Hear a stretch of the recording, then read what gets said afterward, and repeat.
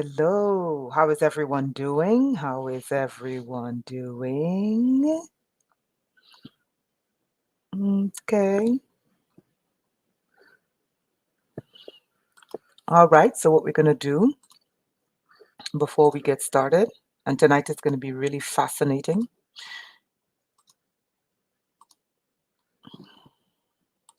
Okay. As you come in, you know how we do. Okay, I am here. Hey, Connor, how you doing?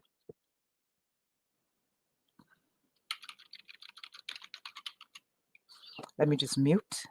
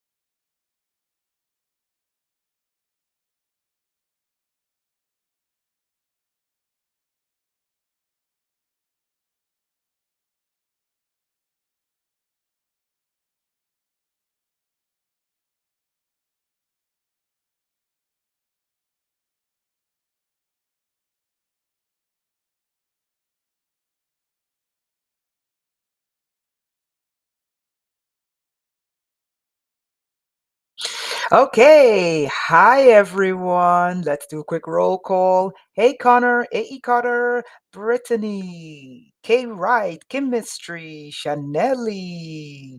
Thank you, thank you, thank you.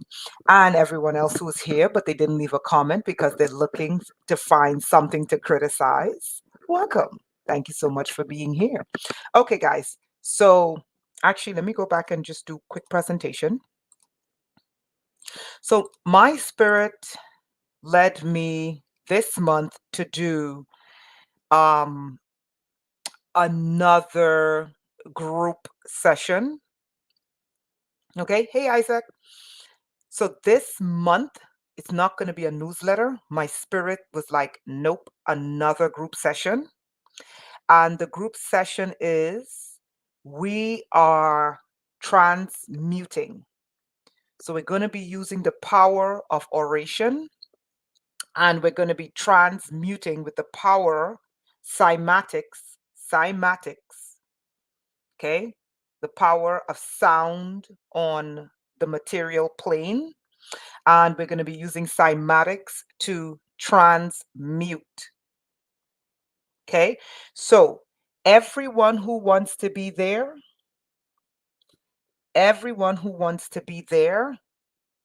the website, and I'm going to show the website. I'm going to post the website later. And it's January 26th. It's 7 p.m. Eastern Standard Time. Okay. And the price is on the screen.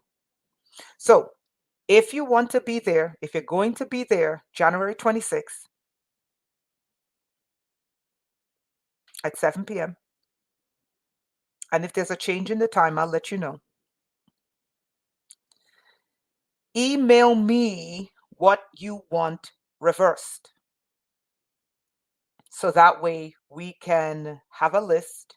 If you're going to be there, email me what you want reversed, because we're going to be doing a group oration and we're targeting evil and we are reversing it. So it could be personal, it could be in your community, it could be in your family, it can be on the planet. Okay? The power is in us and we have a lot of things to transmute. Okay? We have a lot of things to transmute. So we're doing verbal alchemy. Verbal alchemy. And one of the major things we need to transmute is the system of absolute injustice that's on this planet. Okay, so we're going to be doing a group session. Like I said, cymatic oration, which is what we do.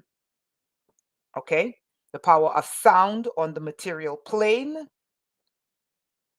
And we're using our spirit to do transmutation. It's time to reverse some of this evil. All right, guys. So that's the 26th. That's the website. That's the cost. And you know, I always say, if you can't afford it, do the right thing. Be honest. As I share with you, you share with me. Right? For example, the tree produces seed. The seed produces fruit. The fruit you eat. You take the seed and you put the seed back in the earth, and then you tend to that tree and the tree gives you food, right? So it's sharing. It's sharing. Okay. So I share with you, you share with me. So if you can't afford it, do the honest thing, pay the full price. If you can't afford it, do not say I can't afford it and I can't be there.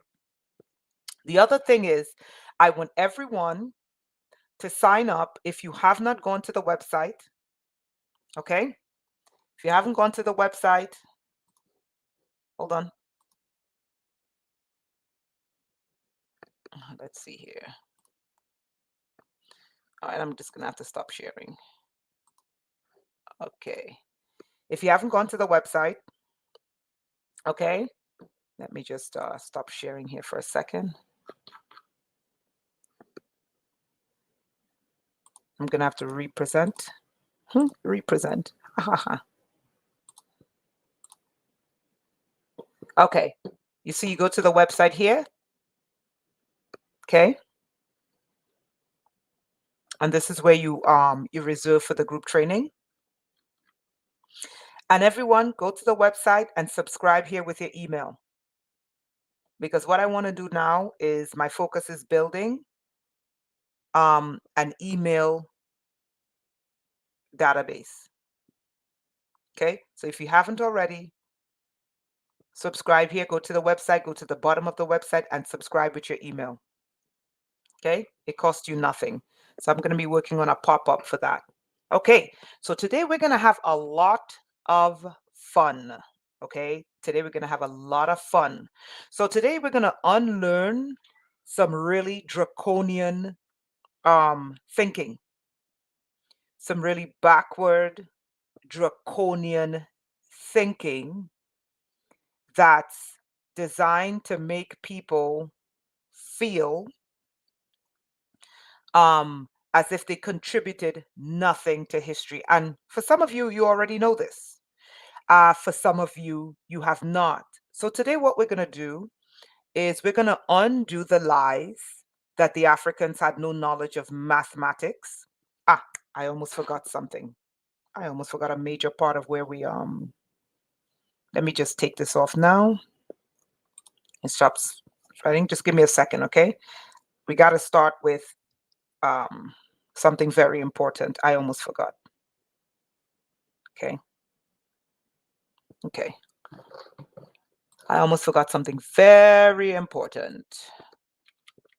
Okay. I'm right here. I'm typing something. Hold.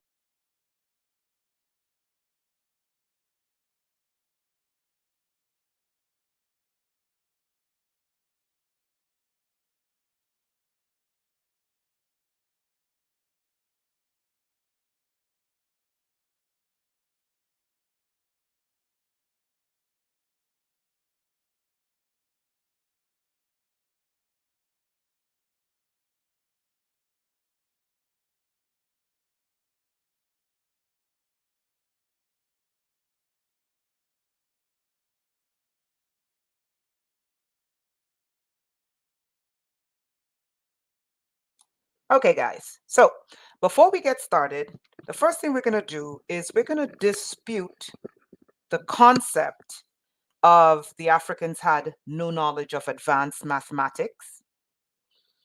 The Africans had no concept. I'm talking about the ancient Africans.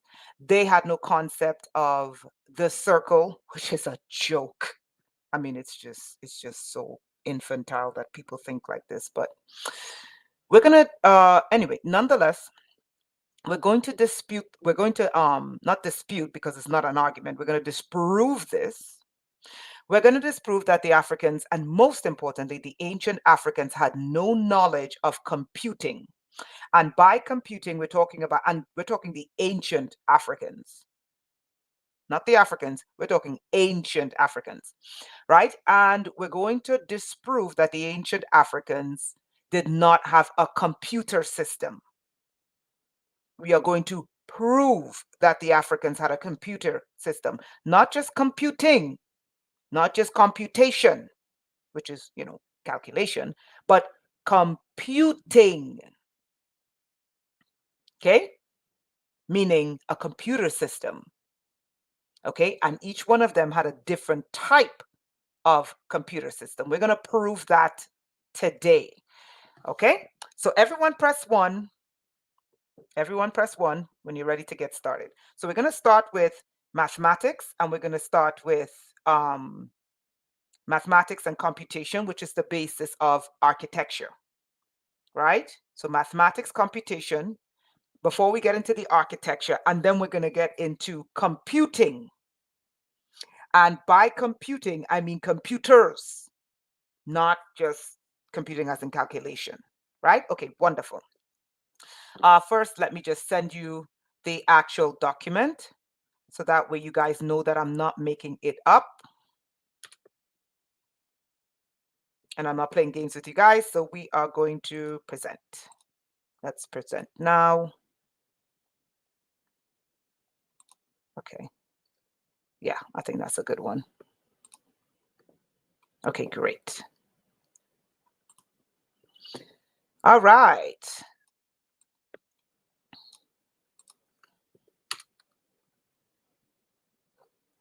Okay. All right. So here we are. Hi, Joshua. Welcome. Okay. So this was from my old university, which was one of the top schools for mathematics. And at the time, chemistry. This is the university at Buffalo. Let me just preface that by saying I did not graduate from Buffalo. I graduated from another university. Okay.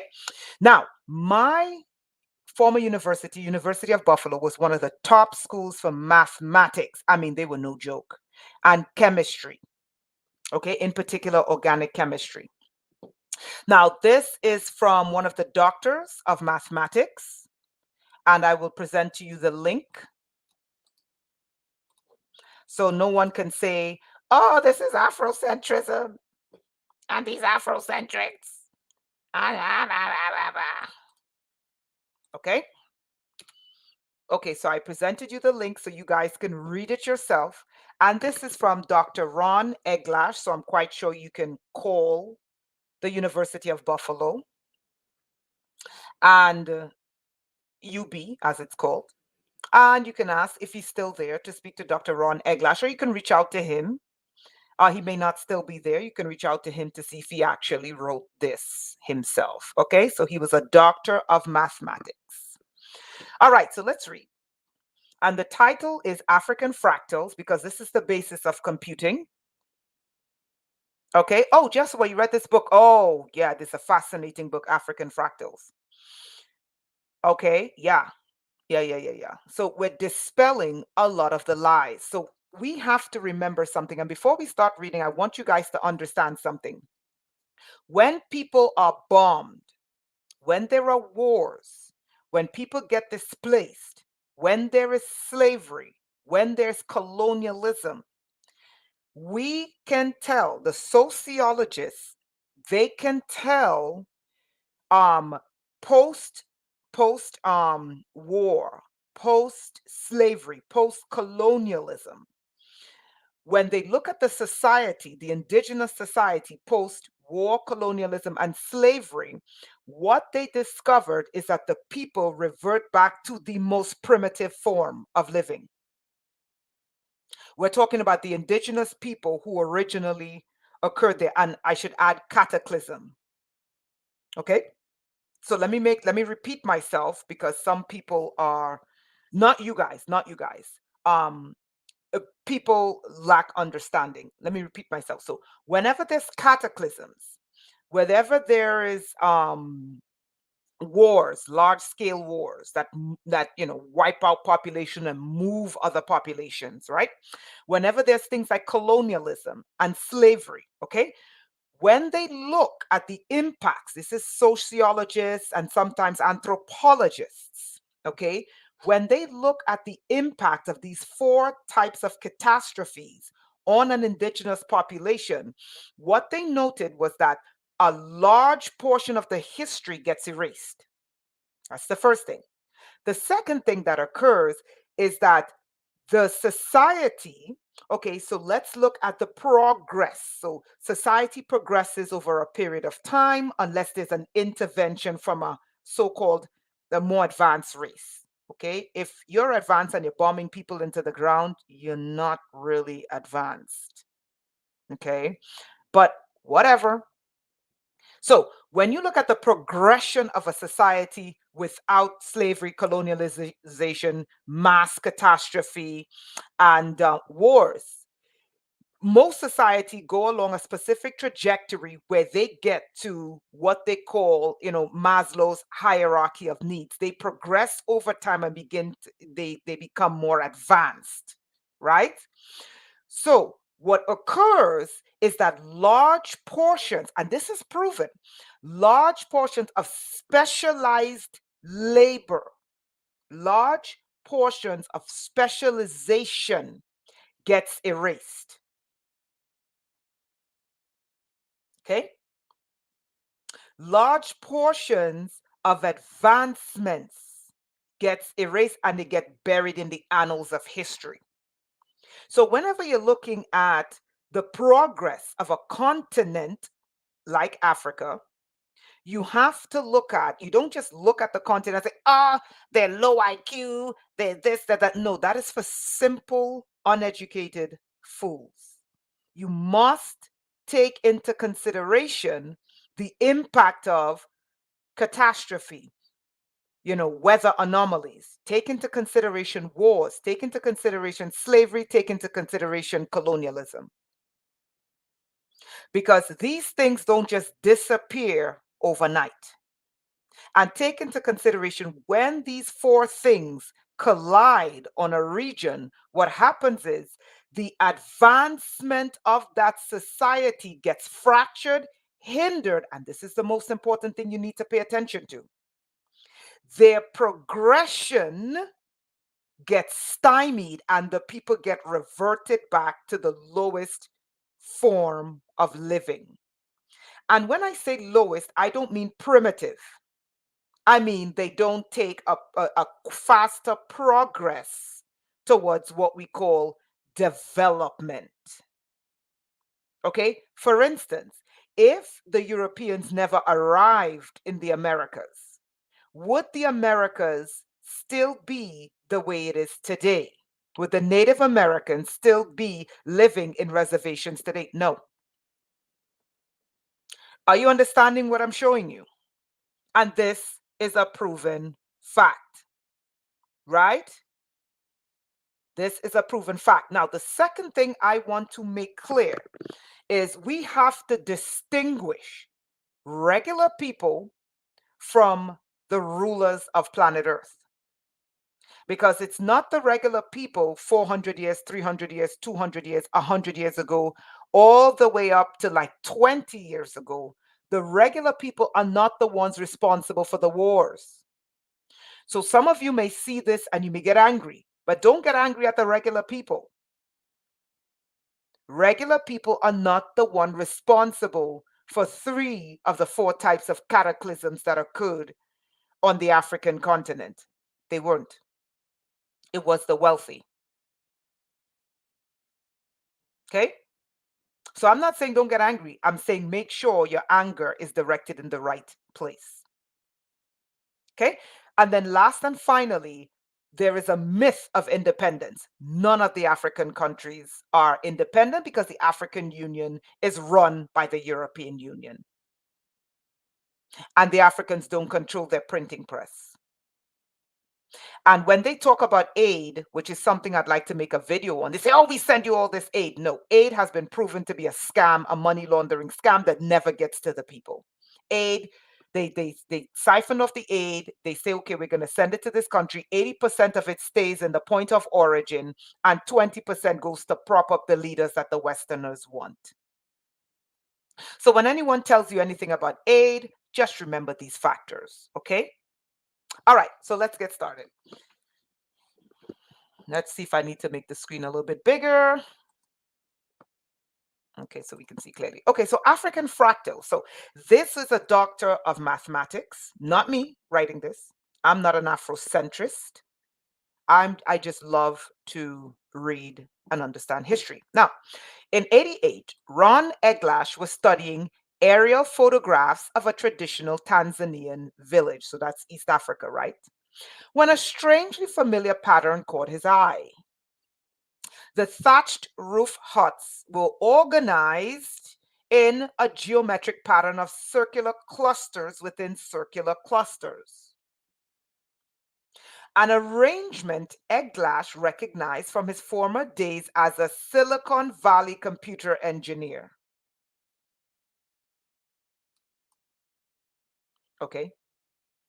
By the way, side note, I swear to you, like for years, I keep having these visions of this concentric circles, and I don't know what that means. Like a circle within a circle within a circle. And the only 2 places on earth that I saw this circle within a circle within a circle is the Great Walls of Benin, which were megaliths, and Atlantis. Okay. Okay. Stunned. So a Silicon Valley computer engineer was stunned. Stunned. Eglash digitized the images and fed the information into a computer. The computer's calculations agreed with his intuition. He was seeing fractals. Now, watch this. Since then, Eglash has documented the use of fractal geometry, the geometry of similar shapes repeated on an ever shrinking scale in everything from hairstyles, architecture. So, if you want to understand African mathematics is fractals. Okay, everything has a mirror image. And with African fractals, you can do quantum computing, you can do architecture, you can do bilocation. Anyway, let me leave that there. Architecture, artwork, and religious practices in African culture. Here's where it gets interesting. The complicated designs and surprisingly complex mathematical processes. Why is it whenever these Westerners come upon Africa, they're always surprised when they encounter complex mathematics? Isn't that something? Whenever they get to Africa, they're always shocked. You know why? Because even the most learned of Westerners still are programmed with a childish, primitive, derelict belief of the African continent. And that was done by design. And I'm going to make a follow-up video after this. That was done by design so that certain forces of wealthy people could plunder the continent without an emotional response to the people's suffering. That is one of the last and final, what is the word I'm looking for? Lack of empathy we have to dismantle. The perception of ancient Africa. Now, humanity's consciousness is rising in terms of the Middle East. But the last and final frontier is we have to put back not sympathy and not empathy in a way, oh, let's go there and let's bring the gospel there because the people have flies buzzing around their head and they have no history and they were swinging in huts. I'm going to dispel that today. But the program response that when you think of Africa, you think of aid packages, which never arrive because it's a lie. You think of humanitarian missions, which never go there to help the people. And you think of an entire continent with no history. I'm about to disprove that today. So here comes a Westerner, high IQ, but he's shocked that Africa had complex mathematical processes. Okay? Okay. In their creation may force researchers and historians to rethink. Historians, these are the main culprits. The main culprits that the Westerners use to paint a lying narrative about ancient Africa are the historians, are the anthropologists, the archaeologists, and the religious mafia, and the media. Okay, so what we're attempting to do is we're attempting to dispel the notion that the Africans had no advanced mathematics, no advanced and very advanced architecture, which requires advanced mathematics. Okay, let's continue. Okay, to rethink their assumptions about traditional African mathematics. The discovery may also provide a new tool for teaching African Americans about their mathematical heritage. By the way, African mathematics is very complicated. They count on 20. Okay, so let's get to this part. Fractal shapes have the property of self-similarity. It's an organizational structure which you can do practically anything with, in which a small part of an object resembles the whole object. Okay, if you're quantum jumping, if you're traveling through portals, you can't travel through a portals without fractals. You can't do space flight, space travel without fractals. Can't do it. That's a whole other ball game.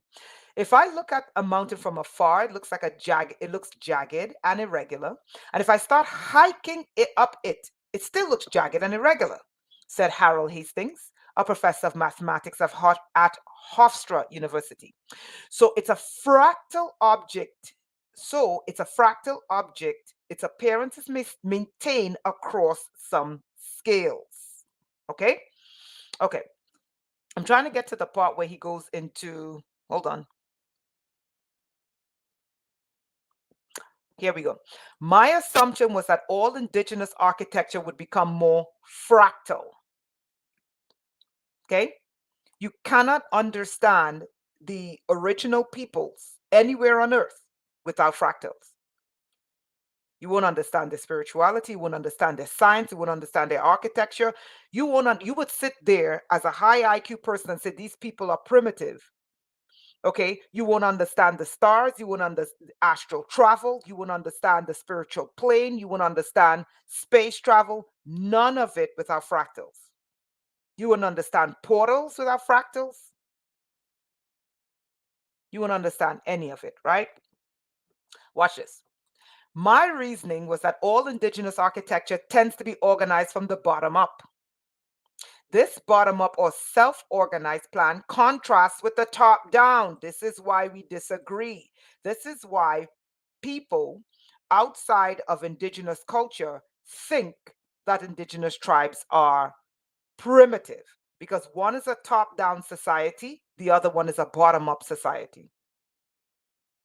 Okay? As it turns out, though, my reasoning was wrong. Well, that's pretty good, he said. For example, if you look at Native American architecture, you do not see fractals. Actually, you do. In fact, they're quite rare. Instead, Native American architecture is based on a combination of circular and square symmetry. Actually, Native Americans have fractals. Those teepee huts all lined up in a row looking the same, fractals. Okay? But we're trying to get here to the, hold on. Okay, watch this. We're going to look at some of this today. Eglash found a more complex example of fractal geometry in the wide screens widely used in the Sahel region. We're going to look at some of that architecture later today. Okay? But what we want to look at is the computing. Here we go. I began to understand that this is a knowledge system. This is a mathematician, a doctor of mathematics, not some unlearned fool on the internet. Okay? Perhaps not as formal as Western fractal geometry, which came much later. Western fractal, the Western understanding of fractal is less than 100 years old. The Africans were using fractals for as long as the Africans existed.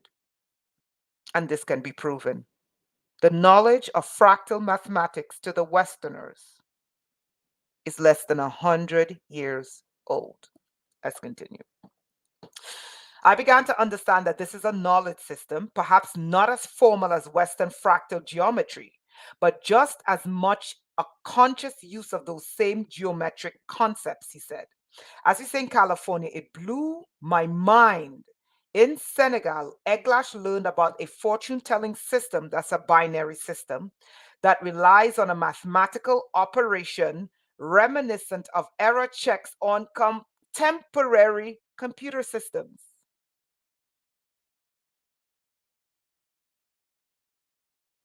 I'm not the one saying this.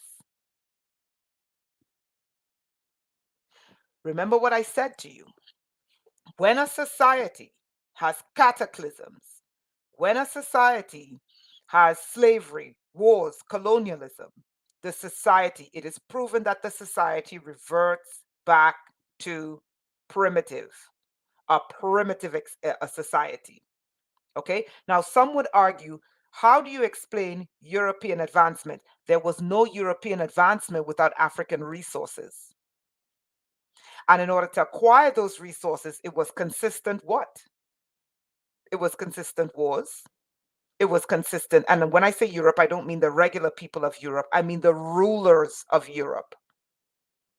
It was constant wars, constant invasion, colonialism, apartheid, and slavery. And it was done constantly, constantly, constantly, right? And assassinations, which still hasn't stopped, right? Okay. So you can't compare a continent that has a Pax Romana, and the Pax Romana, even though it still had like 10,000 different types of wars, to one that's constantly being invaded and constant wars and constant releasing of diseases, to one that's allowed to flourish, where there's sporadic wars. Okay? There are no fights for minerals in Europe. There's nonstop fighting for the African resources. So this is why you cannot compare the two. Okay? And by that, I mean the rulers. I'm very clear to say the rulers, because it's not the regular people funding these wars. Sorry, I have to make this a little smaller so it can fit on the page. Okay? Okay, in traditional Bamana fortune telling, a divination priest begins by rapidly drawing four dash lines in the sand. The priest then connects the dashes into pairs. For lines containing an odd number of dashes and a single left over, he draws one stroke in the sand, like Jesus. For lines with even paired dashes, he draws two strokes. He repeats the entire process. The mathematical operation is called addition modulo 2. Let me make this a little bit bigger. You guys can read the article, which simply gives the remainder after division by 2. But in this case, the two words produced by the priest, each consisting of four odd or even strokes, become the input, computer language, for a new round of addition modulo 2. In other words, it's a pseudo random number generator. The same thing computers do when they produce random numbers. I'm not the one who's telling you this. This is a mathematician telling you this. Let's continue. Here is this absolutely astonishing numerical feedback loop, which is indigenous, said Eglash. So you can see the concepts of fractal geometry resonate throughout many facets of African culture. Okay, so yada yada yada. Shirley, chairman of mathematics department of Towson, Maryland University, lived in Nigeria for 15 years and taught at Ahmadu Bello University, Zaria, Nigeria. He said he's impressed with Eglash's observation of fractal geometry in Africa. But I want to hold on. Let's get to this. I want to show something else here. Anyway, you guys could read that. This is the book, really fascinating book. You guys can read that. So I wanted to start off by prefacing that this is not me. I am not making this up. Okay? And there were many books written on ancient mathematics, ancient African mathematics, tying itself and spirituality, tying itself to computing, a computing system. Okay, so this is just a tapestry. It's a piece of cloth, and it shows you fractals. Now, many people could just look at that and think it's just art, but that's a language. So, many Europeans, when they came, they said Africans had no writing. No, this is how they wrote. This is literally a book. Not only is it a book, it's also a navigation system. Not only is it a navigation system, it's plotting the movement of the stars. Not only does it plot the movement of the stars, it's a calendar. Not only is it a calendar, it plots the farming cycle. It plots the menstrual cycle. Not only that, it's also spirituality. Not only that, encoded in there is your family history. Not only that, it's a computing system. Not only that, it's a gateway or a portal to the spiritual world. You, an outsider, would look at that and think, this is just a piece of fabric. Is it beginning to make sense?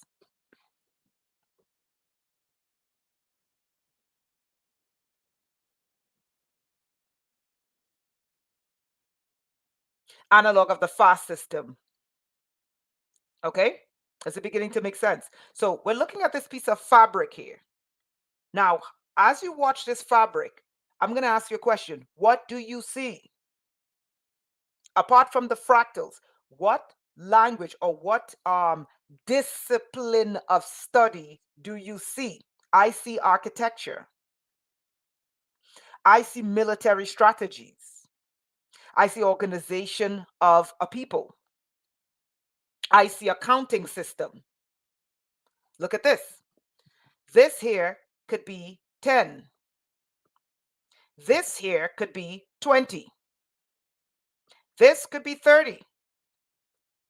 Okay? And so on and so forth. You stop here and then you end up backwards mirror image. Look at this. One here. This matches this. This matches this. This matches this. And this in the middle differs. This is the line that divides the two. So you can count using this. What do you see? So this can be for counting. This could be for architecture. And I will show you this in architecture. Are you guys seeing any sort of system? This could be DNA. Absolutely. Double helix. This could be a knowledge system for your family. Okay? Mother, or better yet, it would be father, depending on where this is from. I think this is definitely West Africa. This could be father. The X on the inside is mother, DNA. Here you have children. It's right there. Are you seeing it? And then the children grow up and become mothers, X in the middle, and father. Are you seeing it? So this can tell you the family structure. What else are you seeing here? Come on, guys, open your eyes.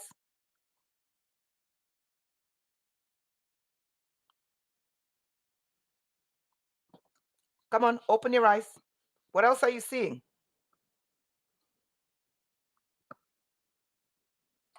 Come on, think. City planning. Thank you, Kay. Right. I was just about to say architecture. Well done. City planning. The organization of a city. A palace structure. Okay. And I'm going to show you this in architecture. These pillars as pillars. The organization of a city. Okay.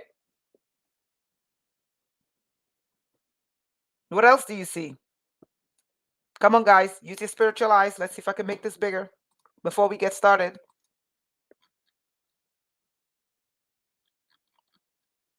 I'm trying to get it as big on the page. So the Westerners came and said the Africans had no writing. No, they wrote in a language you didn't understand. Kingdom building, a map, jewels. Come on, I've taught you guys to see a numbering system. Come on, you're beginning to see. Okay, what's this? This looks like a road. It bisects the top from the bottom, even though they match. Okay? Okay? So, a road system. So when the Europeans came and the Arabs, they both looked at the ancient African system and said they had no mathematics. Trade routes, they had no writing. No, they wrote. They just wrote in a language you didn't understand. Okay?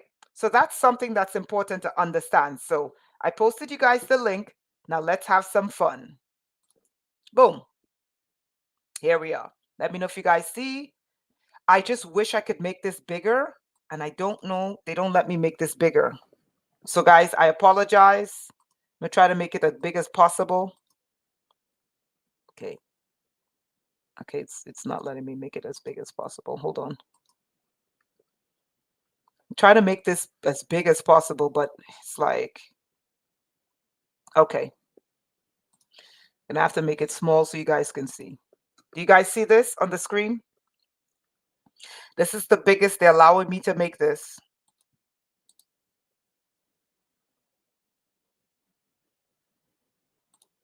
Let's see. Nope.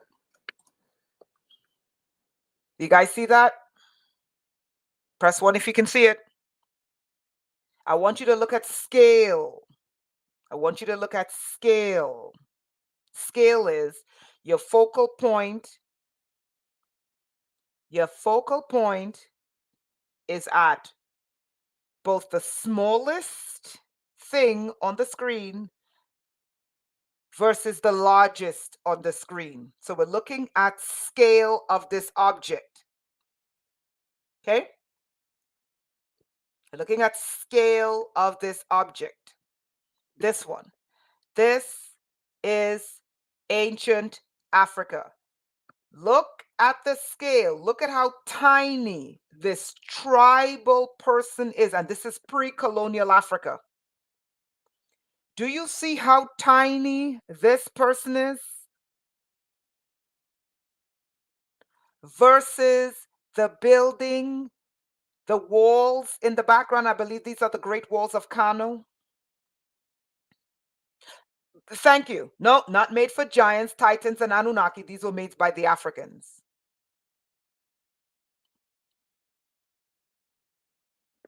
Yes, it does look like a dragon, the opening.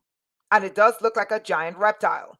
And you know how the African spirituality, architecture, everything mirrored nature. Okay? But this was built by Africans. And you see the humps on the back of the reptile and the mouth of the reptile opening and the eyes. So the Africans mirrored their environment. This is an ancient pre-colonial African architecture. Oh, wait. I thought the Africans had no concept of building. I thought they all live in mud huts. I thought they had no concept of construction. Very Sahelian. You got it. I don't do the serpent seed line. That's that that's that religion in that book where they said the children of Ham are cursed. I don't buy that nonsense. But guys, look at the scale.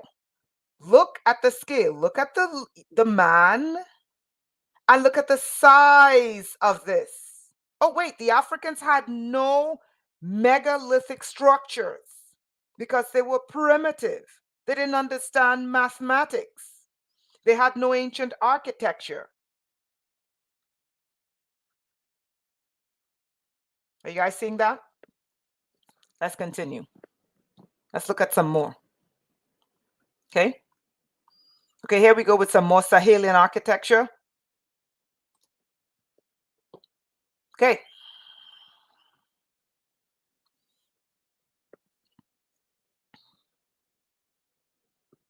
Okay, so this is Sahel.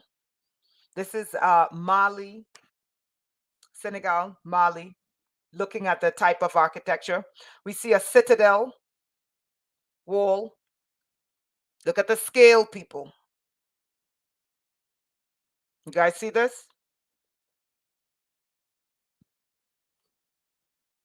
And this was built by Black Africans. Okay? No, it wasn't built by Arabs. No, it was not built by Europeans. It was built by Black Africans. And these are pre-colonial African architecture. Look at the scale. Look at the size. Does this look like people who lack an understanding of advanced mathematics to you?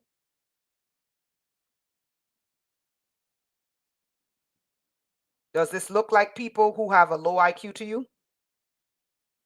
Understand the impact of environmental forces, constant invasions because of your resources, slavery and colonialism. Okay? This is pre-colonial. No, this is not Arab and it's not Western. This is African architecture that the world has been told over and over again never existed.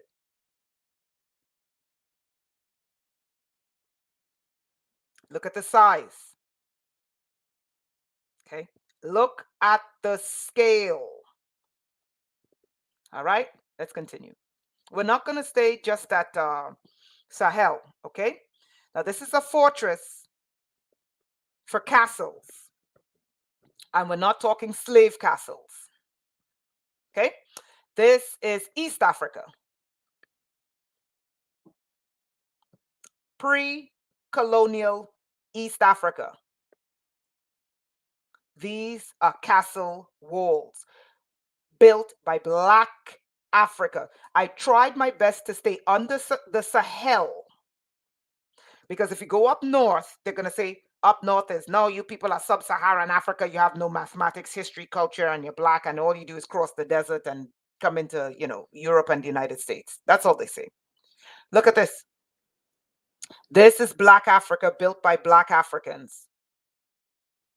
Okay. And I made sure, and I wanted to do pre-colonial Africa. Does this look inferior to you? Giant castle. Okay. Does this look inferior, like inferior people to you? Hold on. Let me go back.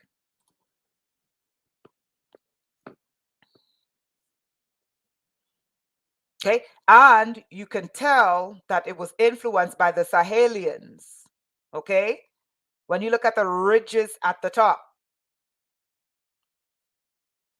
Okay. This is very important. Okay.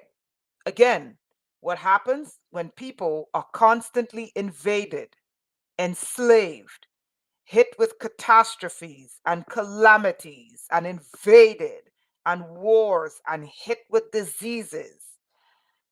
The people revert back to a primitive existence. It doesn't mean they're low IQ. It means that they're under continuous assault so that they never develop. Okay? This is East Africa, and I'm staying under the Sahel. Under the Sahel. Okay? Because I don't want them to say this is, hold on. I can't tell if this is West or East Africa, but the architecture looks like, I want to say West Africa, but these ridges are not West African architecture. This looks like East Africa, like Kenya.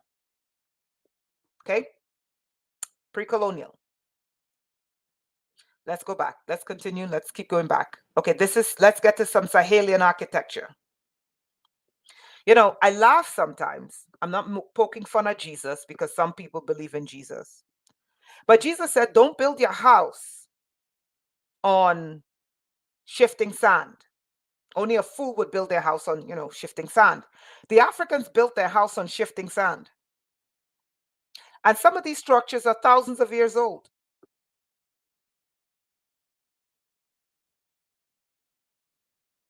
Think about it. I'm not poking fun at Jesus, but I'm here to prove that you can't build on sand. I mean, you do it today. And this is before concrete reinforcement and rebar. Does this look like low IQ people to you?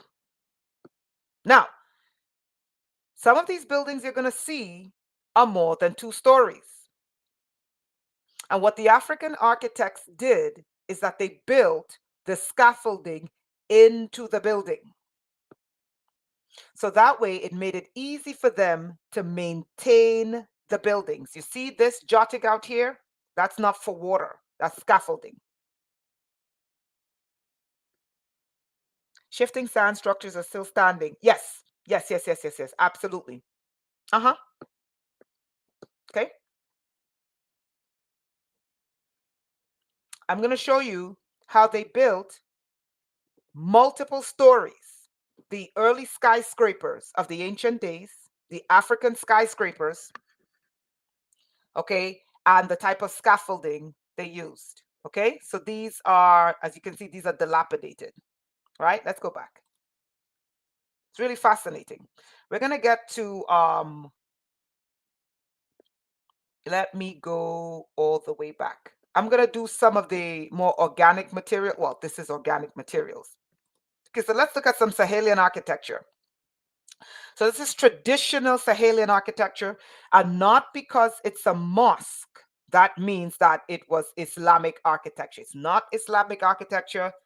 It's not inspired by Islam. This is Islamic. This is a Sahelian style architecture that uses the natural environment.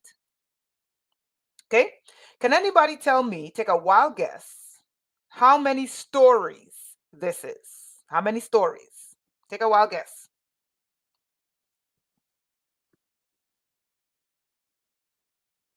How many stories? I'm going to show you how you know the stories, right? Yes, Islam came in and took over the existing structure. That's correct. Okay, so let's look at scale. This here in the bottom left is a man, sorry, stooping under a tree. These are the buildings. Okay, now we're going to go into some of the language of the buildings. Okay, but this is a man here in the bottom left. Sorry, this thing keeps popping up here. Let me go here, bottom left. And these are the buildings.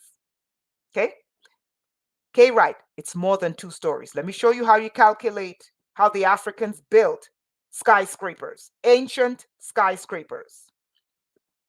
You see the wood jutting out?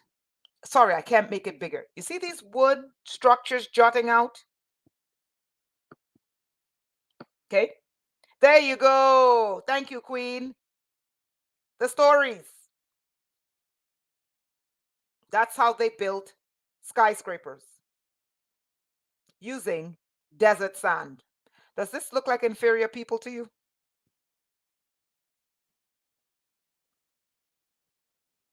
Does this look like people? Let us not forget that the oldest university, the second oldest university, first university, the University of Alexandria, was burnt to the ground and everything stolen. The second oldest university is Timbuktu.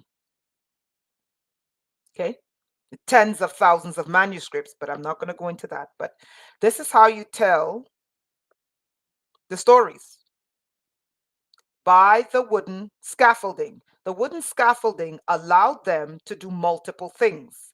It allowed them to maintain the buildings.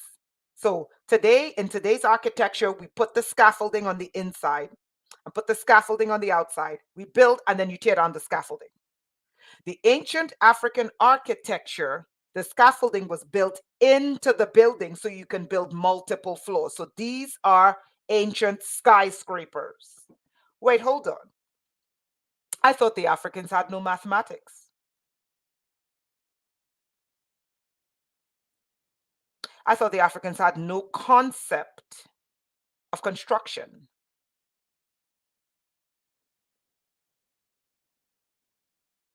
A wise man is always learning, huh? A fool thinks they know everything, but the wise man continues learning. Okay, now, can anybody tell me what the building might be saying? It may be a mosque, more than likely it is a mosque. Okay, as you can see, this is pre-colonial African architecture. Okay, it might be a mosque, but in case it is not a mosque, it might be a mosque, but let's say in case it's not, can anyone take a guess what this building might be saying? Because the Africans speak in multiple languages. This could be a man.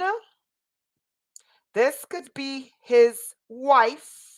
These can be his children. Does anyone see this?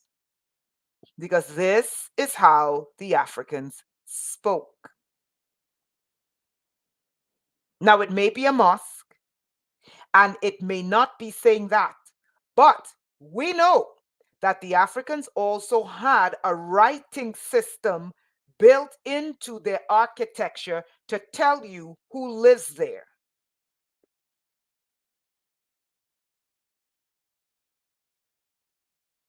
This could be a man, his wife, and his 4 children. This could be a man. He has 2 wives of equal importance with 8 children.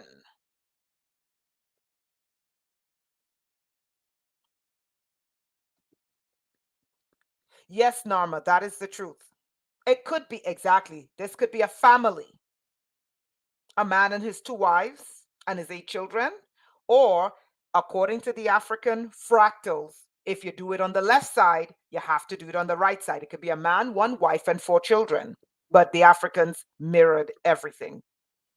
Okay, so this is an ancient African skyscraper built with sand, which defies Jesus, who said, only a fool builds on sand. The Africans been building on shifting sand, and their structures are older than most buildings in Europe. And I'm talking about the old buildings in Europe. These are thousands of years old. And they just, what they do is they just go in and they touch it up every year. Okay? I'm not comparing because we're not here to compare. Okay. Here's another skyscraper. We're still with Sahelian architecture. We're going to move on from Sahelian architecture. You guys see the scaffolding to show you the floors? 1, 2, 3, 4. You see the scaffolding?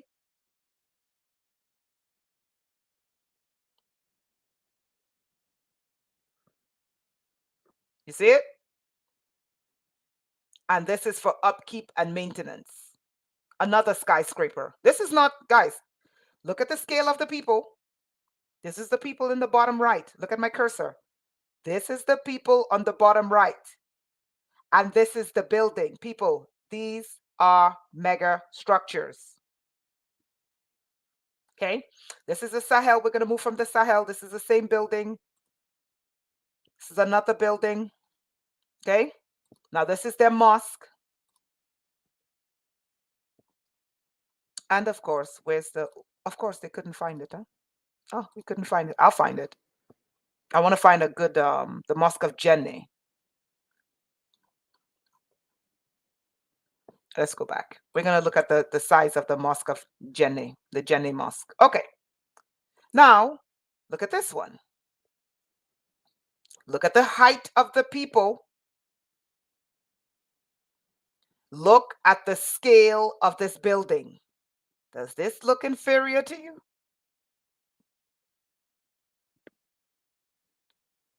Look at the height of the people.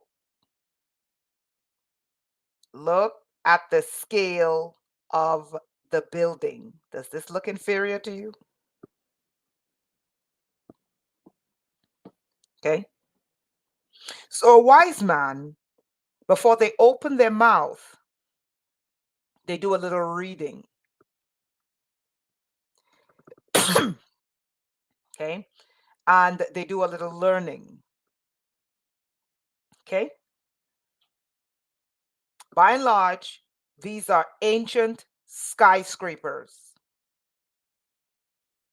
Yes, Nile Valley civilization, absolutely. Okay, and these are not the biggest. Look at this one.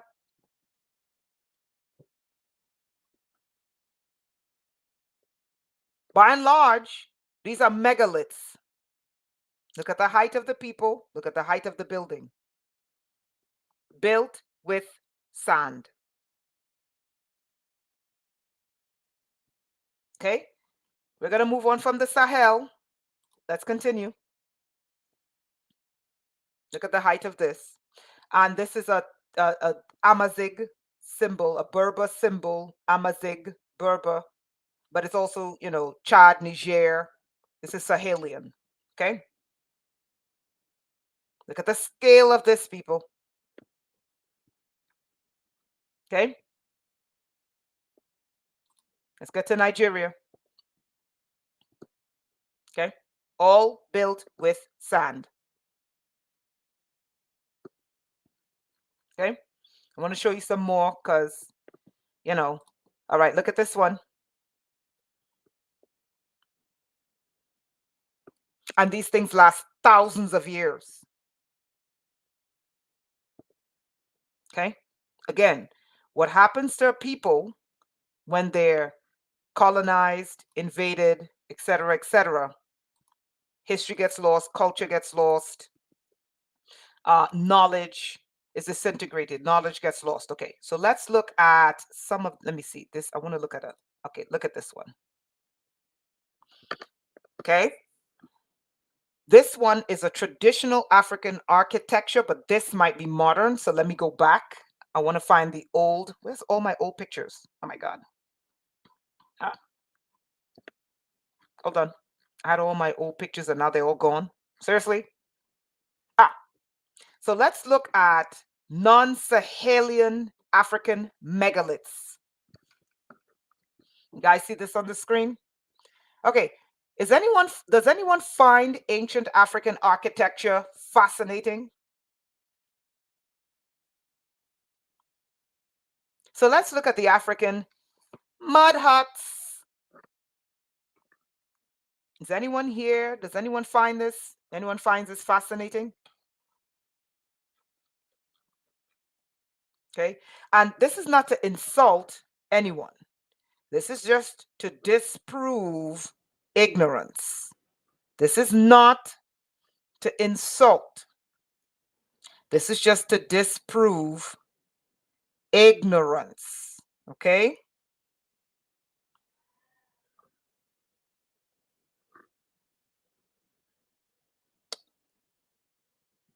Okay, let's continue. Now, these are African, what they call mud huts, even though this is not mud. Look at what the Africans were capable of building. Look at the scale.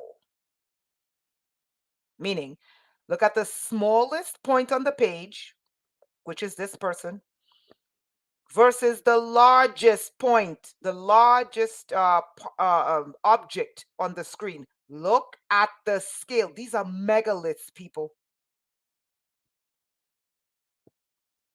All built with wood. These are megaliths. Look at the scale. Look at the person in relation to this building. This is a megalith. Okay?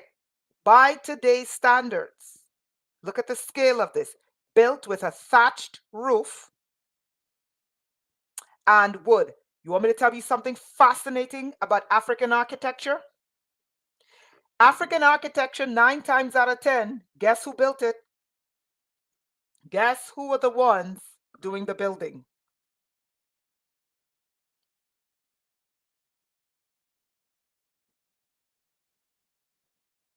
Can anyone guess? Male or female? Guess who built the women?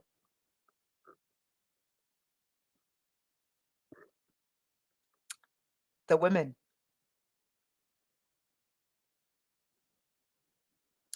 The women. Look at the size of this structure. The women were the ones doing the architecture and the building. 9 times out of 10. Okay? Look. Look at the size of the door. You see back here? Look at my mouse. This is the door, people. I wish I could make this bigger.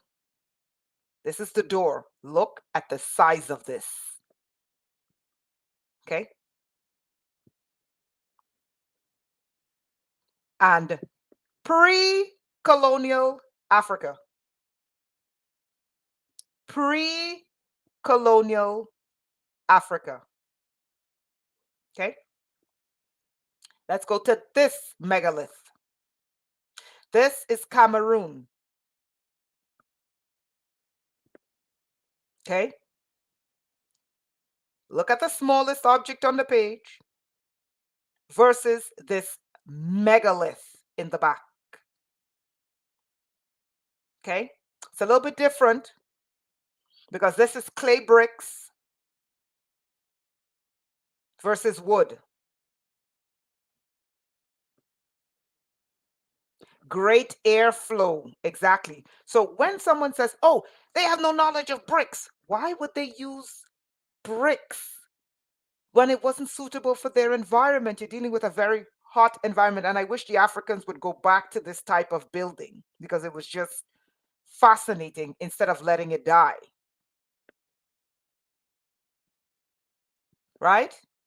And all of this is what they call, oh, there's a new term for this type of architecture. After they made fun of the Africans for 100 years, they go, oh my God, this is incredible. It's called, what do they call it? Organic architecture. After they called the Africans living in mud huts. Look at the size of this. This is pre-colonial Africa, Cameroon. Okay. I believe this one is Cameroon. And this is pre-colonial Africa. Okay.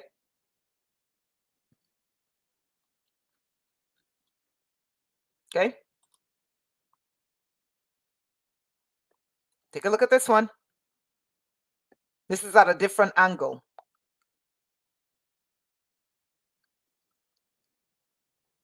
Yeah, that's what I'm thinking. The entrance to a palace. Okay. This is at a different angle.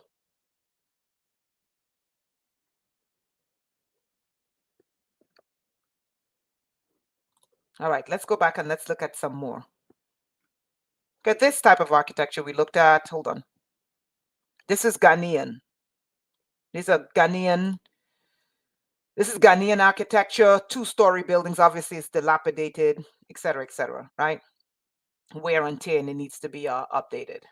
And this is another Ghanaian. This was a private house. This structure is this particular house. Basically, it's a house built at an angle. And this is a Ghanaian style ancient African architecture. And it's two-story home. Rammed earth, Isaac, you got it. Rammed earth lasts thousands of years. That's the tradition. Okay, we're going to get to what they did with wood in a second. Okay, and this was two-story house, and this is the first recorded house with indoor plumbing. Akan, you got it. You got the culture, K, right? Indoor plumbing, the first recorded house with indoor plumbing. It's this style, Western African architecture. Okay. Here is a much larger. And we have this exact same house drawn by the British, illustrated by the British when they arrived in that region. This house that's still standing today. Okay. Here we go. So this is an illustration. Okay. And the courtyard is on the inside. 2 stories, indoor plumbing. Okay. Right there. Let's go back. There's some more I need to show you. Really, really fascinating. Okay.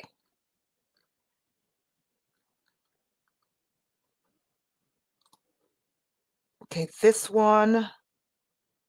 Hold on. This one, I'm not sure. Hold on. I'm not sure about this one. I think this one is African as well. This might be Central African Republic. Looking at the style. Okay, and look again. These are mega structures. Okay, this is all pre-colonial African housing before colonization. And as you can tell, they're being a little bit cheeky because it looks like a erect penis. Okay.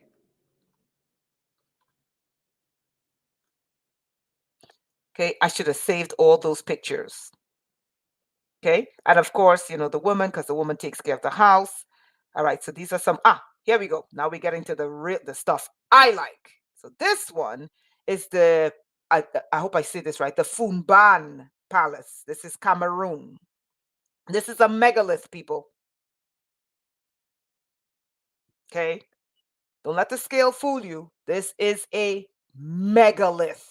This is not small, people. It's huge. Okay. And remember I told you when we looked at the cloth, the African fabric, and I said, what do you see? And in the cloth, you had carvings, fractal carvings. Well, the fractal carvings are on these wooden pillars. Okay, this is Cameroon, the Cameroonian Royal Palace. Okay. You guys seeing this? This is pre-colonial African architecture. And of course, fertility, the woman's breasts. You guys see this? I wish I had something like a person standing next to it so we can do scale. Ah, here we go. There we go. Isn't that magnificent? And this is wood. But don't you guys look at it? Don't you guys see something really interesting? And we can see the Egyptian motifs, the Eye of Ra. Okay. Doesn't this look like a UFO about to take off people? Am I the only person that's seeing this? And you know the Africans and the spirituality. Guys, look at the size of the door and look at the size of the building. Looks like a spaceship. Exactly. You guys got it. A lot of the African homes mirror not just the movement of the stars, not just for telling time, but they look like UFOs about to take off or about to land. Okay. You see the Eye of Ra? It's not Ra. This is probably an animal, but at a glance, it looks like the Eye of Ra. It also looks like a face. The mouth open, teeth, eyes. Okay. Look at the size of this structure. Look at the size of the door versus the size of the structure. Is anyone finding this fascinating? Am I the only one?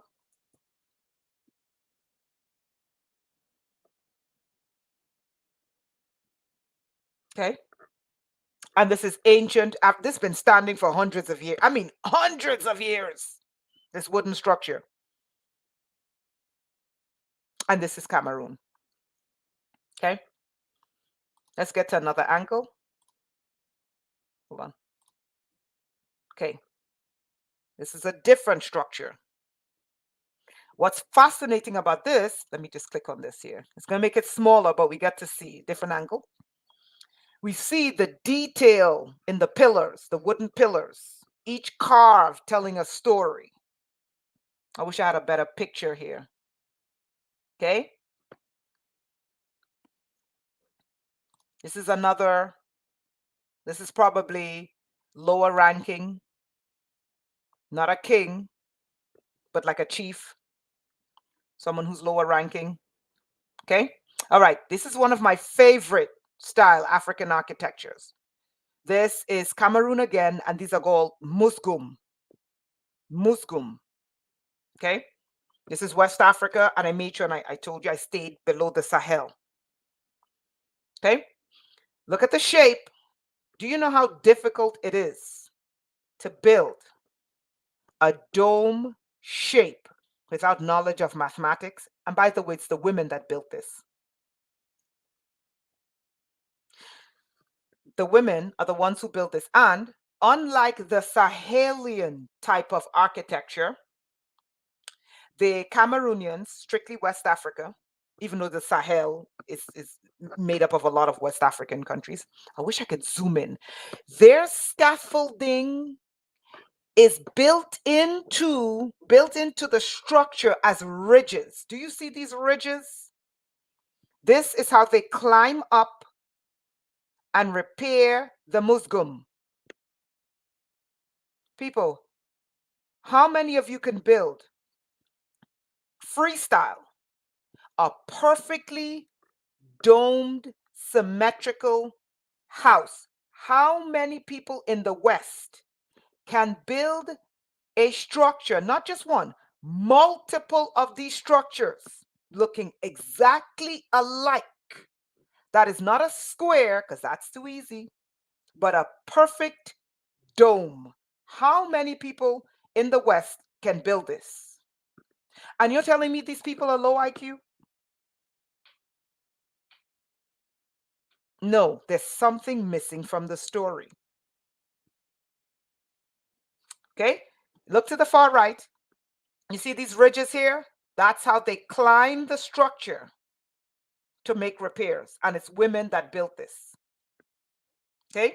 West Africa. Okay? We're going to get to, okay, this is a good one here. Perfect. You see the ridges? That looks like toothpicks or tweezers. Okay? That tweezer-like structure, the steps. And you see the fractals in there. And this is what they use to repair the structure. How many people in the West you know can build this? And a perfect dome. How many people you know in the West can build this free hand? But these are people you want us to believe are low IQ, that had no history, tradition, or culture, that had no concept of mathematics, had no concept of science. Look at the precision. I don't think so. Something occurred. Something occurred. And something interrupted. And these are tribal people. These are not city people. These are people deep in the, well, these are not the jungle, but these are village people. Something interrupted their progress. I have to do this because I know I'm doing this because I want to educate people on their ignorance.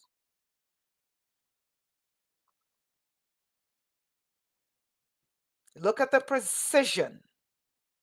And it looks like a spaceship consistent with the African architecture.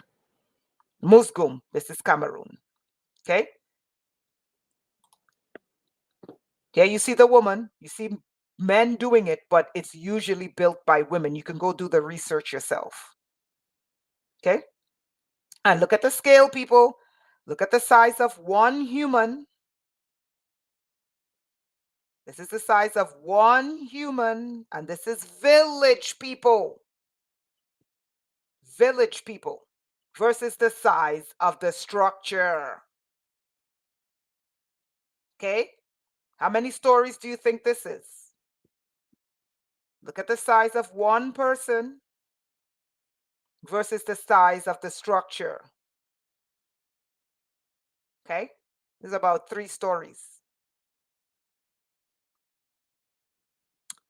Village people. Okay? All right, so that's Musgum. This one is 2. And this is someone who looked at a Musgum and wanted to modernize the Musgum. Okay? Now I don't want to show that because that's okay. So that's Cameroon, and this is a better picture of what it would look like. I mean, this is incredible architecture. So I want to go now to, let's go back and let's go to, this is South Africa. Okay, Southern Africa.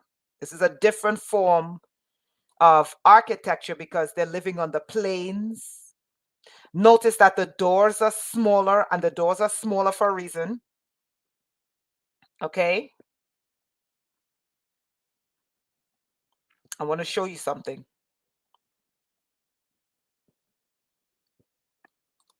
Okay. Now, some would look at this and say this is primitive, but I'm going to ask you a question. How many of so-called anyone who's so-called high IQ and advanced can build a perfect dome using thatched materials and make a perfect dome? Show of hands. Because these people are primitive, because they're using materials from their environment. Okay, fine. How many? And I want to show you the palace. Okay. This one, there's a similar one in Africa, but this one is not Africa. Okay. And this is Southern Africa. Okay. How many of you can build a perfect dome using thatched material and have each one look exactly like the other? How many? Show of hands.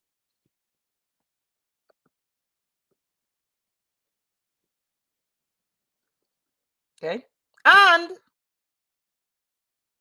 a dome. Let's get to Mauritania. Mauritania. Mauritania. Mauritanian architecture.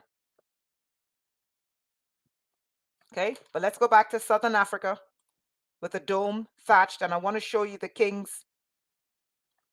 I want to show you the king's palace. Okay. Look at this. And this is tribal.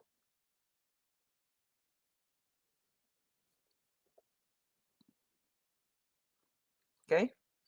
I'm looking for the king's palace. Hold on. No, this is nope. I'm looking for here we go. Here we go. Okay, this is the king's palace. Okay. This is Rwanda. So we're in East Africa. But similar material. Okay? And people look at the scale. This is a door. This is the king's palace. This is his wife in the back. And probably this is his second wife. Okay? Look at the scale. Does this look primitive to you? This was Zimbabwe. Nini Kim Kim says this is Zimbabwe. This looks like Rwandan, the Rwandan king's palace. But you're saying this is Zimbabwe. Okay, let's see here. I was saying Rwanda.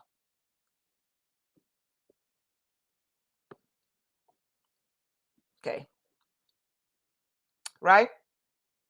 Using the material from their environment. Okay? Organic material from their environment. Okay? Okay, the Great Walls of Zimbabwe. That's an illustration, so I'm not gonna use that because I want to use real life okay. Yep, this is the Rwandan Royal Palace. Yep, look at this. Does that look primitive to you?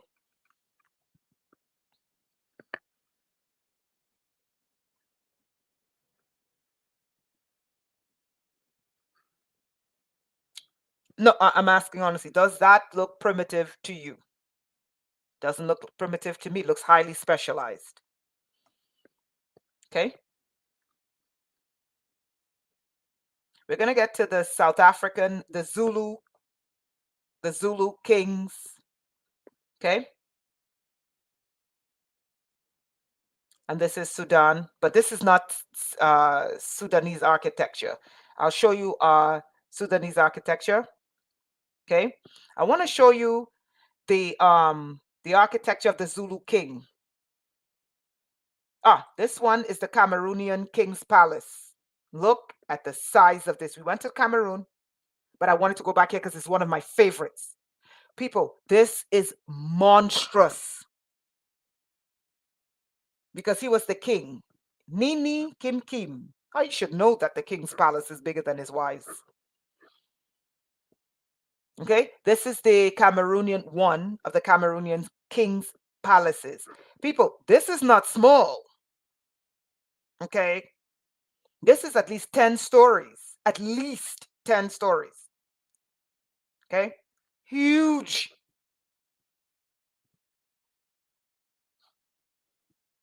Huge. Okay, I want to show you the Zulu King's Palace because it's one of the most incredible pieces of architecture. Okay, this one, many would say this is primitive, but again, to me, it's not primitive. It's people using their environment. But this is for someone poor. Still, I find this amazing that people can literally specialize building architecture out of what they have. This is Ethiopia. And as you know, this looks like what's this animal? To me, it's not primitive, but it's very specialized architecture and it's fascinating. I want to show you, let's see here. The Zulu king. Let's see if I have a good picture. I wanted to show you the scale of his palace. Let's see here. And it wasn't just the kings that lived like that, right?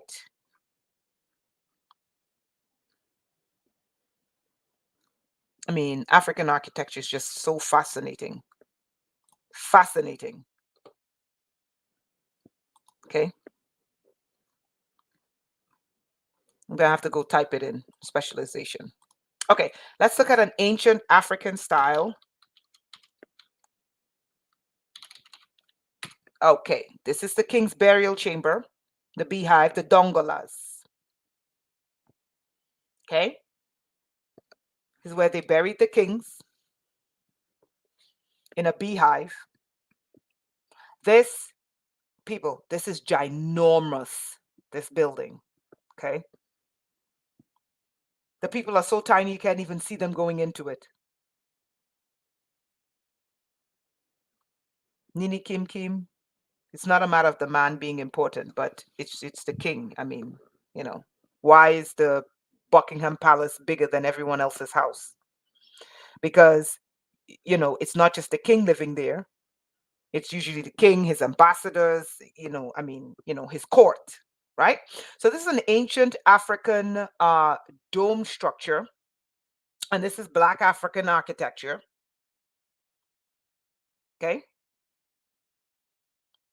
Does anyone find this interesting, or am I the only person? Press 1 if you find this interesting. This is Black African architecture.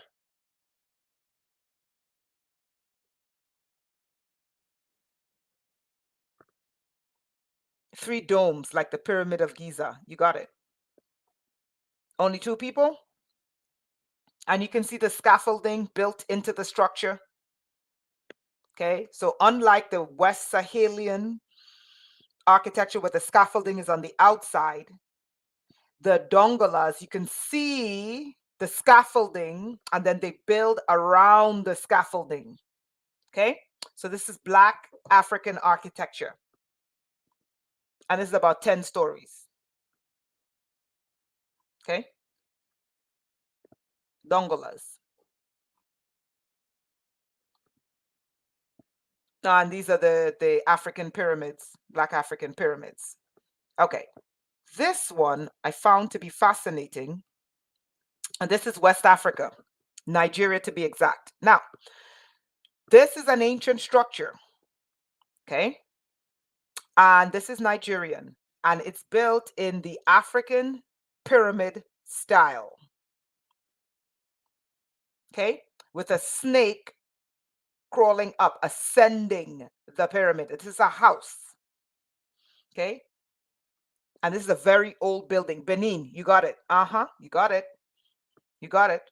And the African pyramid building, because the Africans built in pyramids, they mainly built in a circle. Okay. However, some of their buildings were also built in the pyramid style.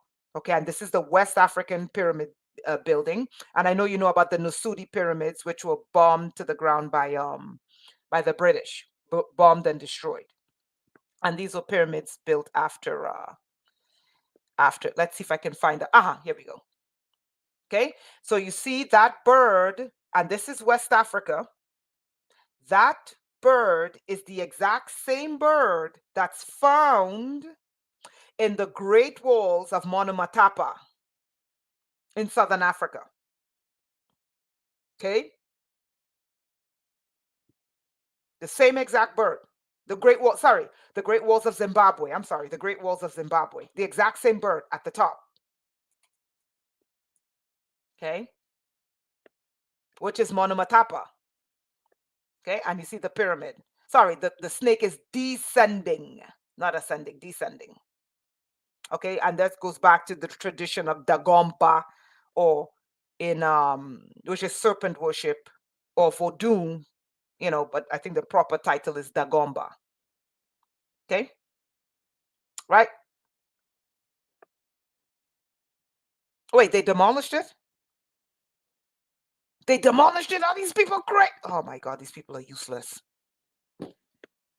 These people are absolutely useless. Okay, this is an old artistic rendering. This is Ethiopian tribal, I think it's the Hadzara tribe that builds like this in Ethiopia, southern Ethiopia. Okay. This is old Igbo pre-colonial architecture. And you see the holes for aeration and also birds. Old style pre-colonial architecture, right?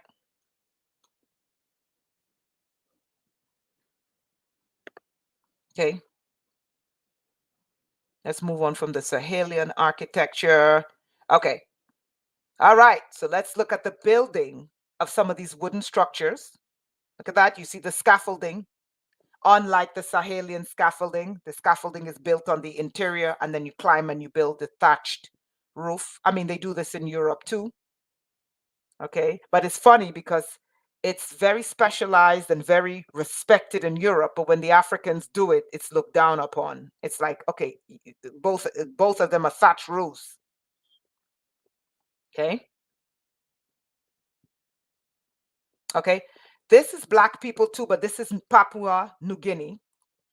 And I thought this is really interesting because it's still Black, Papua New Guinea, which is south of Japan. And look at the tribal skyscrapers. These are the people all the way down here. And look at the size of this building. This is a skyscraper, people.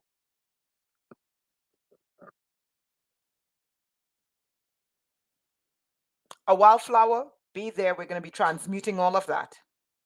Okay. So this is Papua New Guinea, which I think is really fascinating. Right? This is the Great Walls of Zimbabwe, which is southern part of Africa. Okay. You see the bird? The same exact bird that's found in Benin in West Africa is the same found in Monumentapa. The fascinating thing of the Great Walls of Benin, this is just a rendering. When the Germans went there, you know what the Germans said? This is impossible. Black people could never have built this. Let's get to the Great Walls of Kano. Okay. I want to show you some Great Walls of Kano. All right. This is the Great Wall of Kano, which is West Africa. Okay.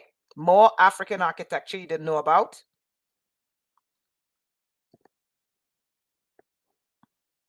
Okay, this is someone's home. I'm looking for a good illustration. Okay, here we go.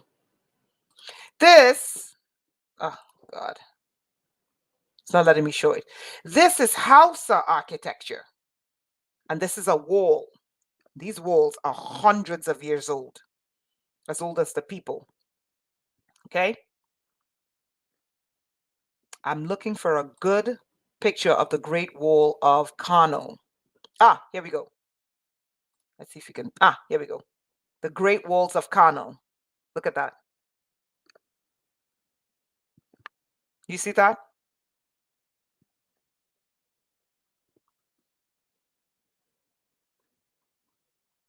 Okay. Now let's get to, here we go.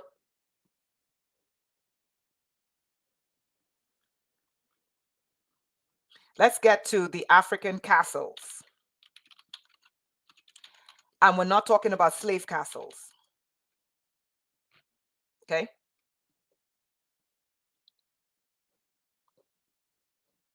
This I thought was fascinating. This is one of the pieces of architecture that's like, this is African. And the entire thing is built with thatched material. These are the cars. This is someone's parking garage. Okay. This is all thatched material. The entire thing. Okay. But I want to go back to the castles. Okay. Oh, I forgot to give you. Okay. This is I forgot where this is. It's West Africa, but I can't remember where. And this is built by women. Okay.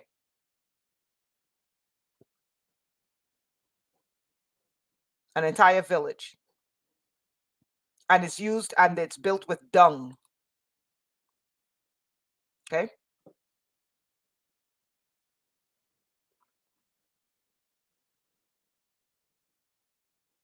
All right, so let's go to the African castles. Let's see here.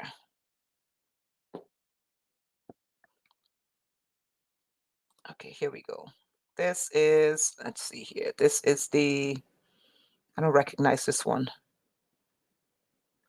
I'm looking for castles that are not slave castles. I'm gonna have to go to East Africa, East African castles. Okay, great. Abyssinia. Okay.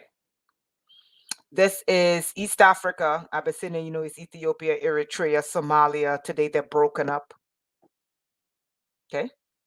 East African architecture. Yes, Burkina Faso. You got it. The old one with the colorful paintings. Okay, so these are East African castles. And I want to show you Ethiopian megaliths, Black Africa. It's called hold on. Here we go. This is East African, Black African architecture. The African stele. Look at the height of this thing. Okay. Built without modern technology. Okay.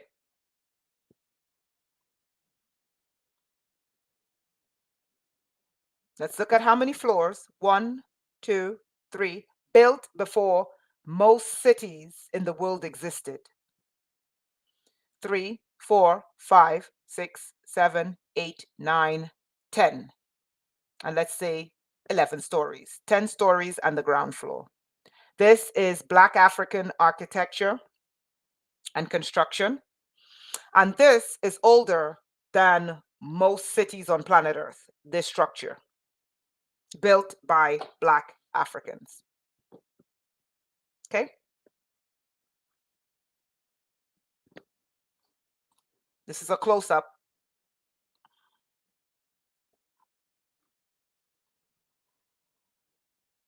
Okay.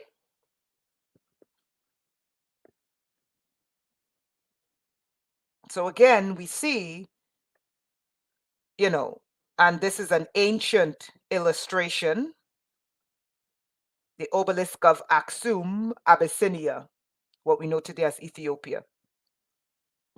Okay. Built by Black Africans. And older than most cities on Earth. This is one of the oldest churches on Earth, Lalibela, carved out of one piece of stone. Carved out of one piece of rock.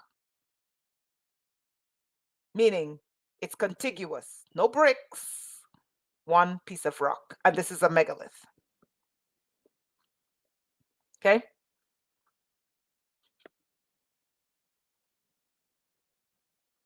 Let's look at some more Ethiopian megaliths. This is a UNESCO, and I hate that, UNESCO site. Some say this, let's see if I find a better picture. I want to show you something really interesting about this. Okay, this is it. This is an Ethiopian megalith. So some say this is a sword. No, people. What does this look like? Doesn't that look like a rocket? UNESCO says it's a sword. I say you think I'm stupid. Okay. Here, oh, this is a perfect picture right here. Doesn't that look like a rocket taking off from a launch pad?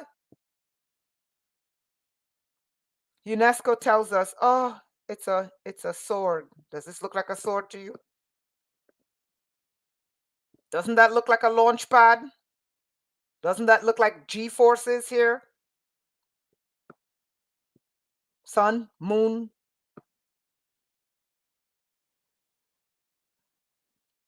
Okay.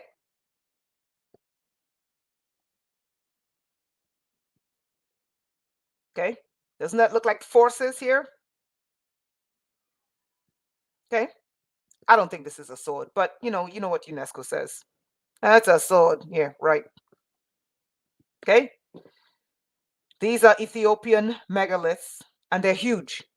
Thus the name megaliths. Let's go back. We got to look at the castles built by Black Africans, because Africa does have castles, and the castles are older than most of the known world. Let's continue.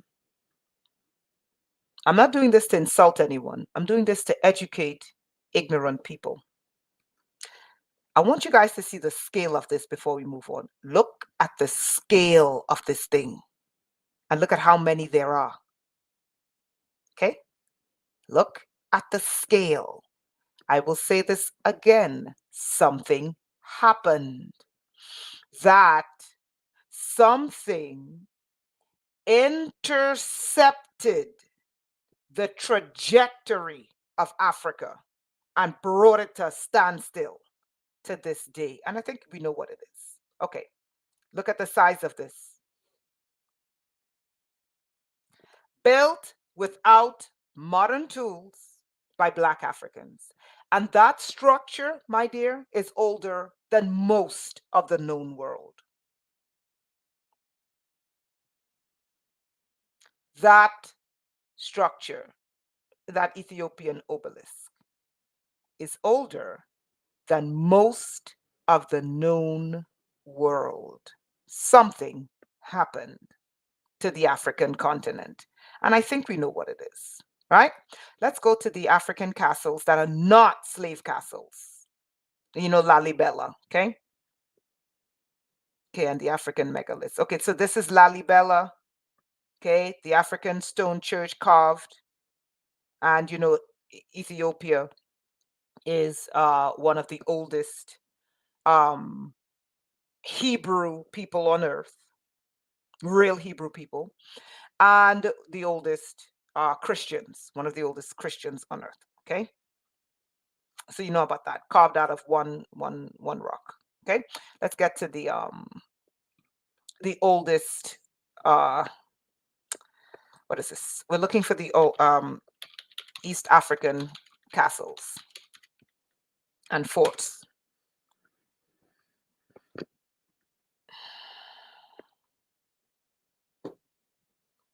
This is an African, and the sad part is this looks like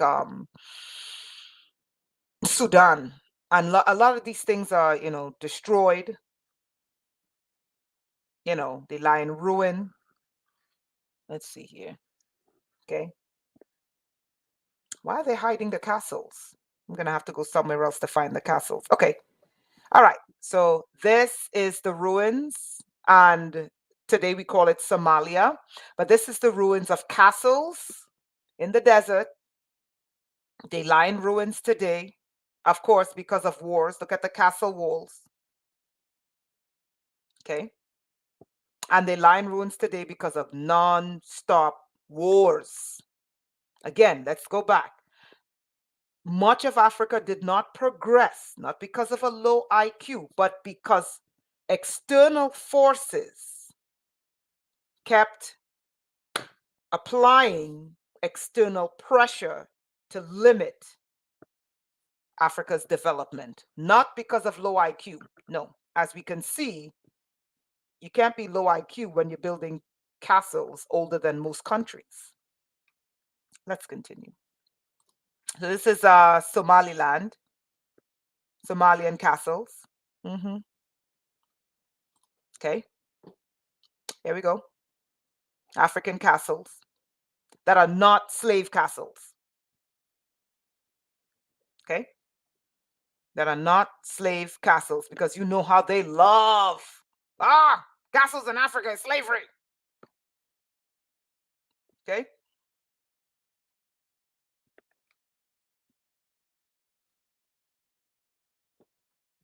Okay. And I'm trying to stay in Southern Africa. Oh, let me show you something else.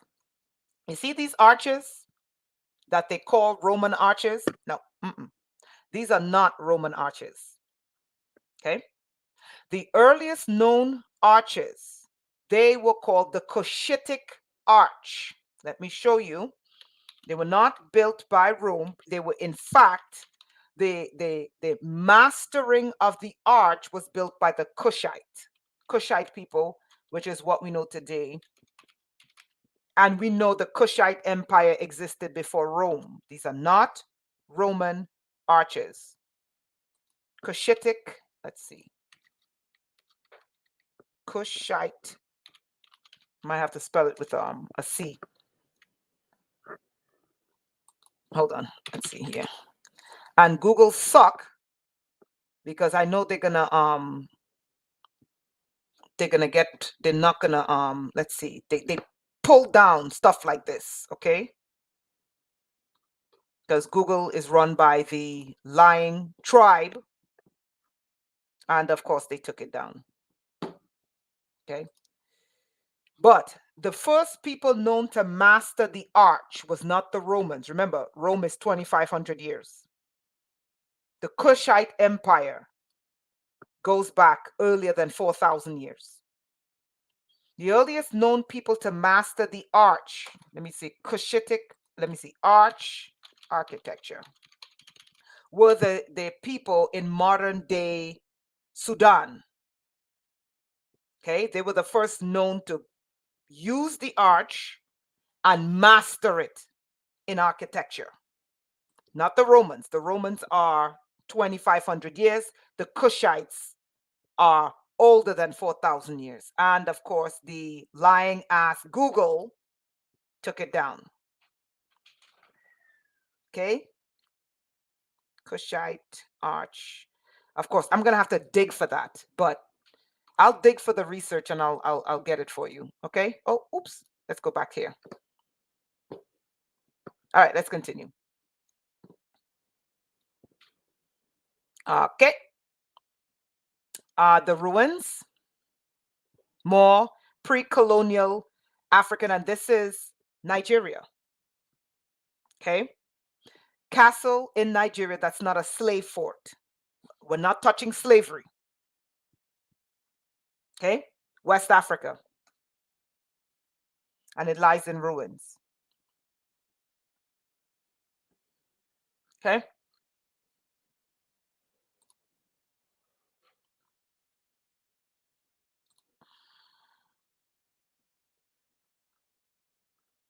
I think I covered pretty much.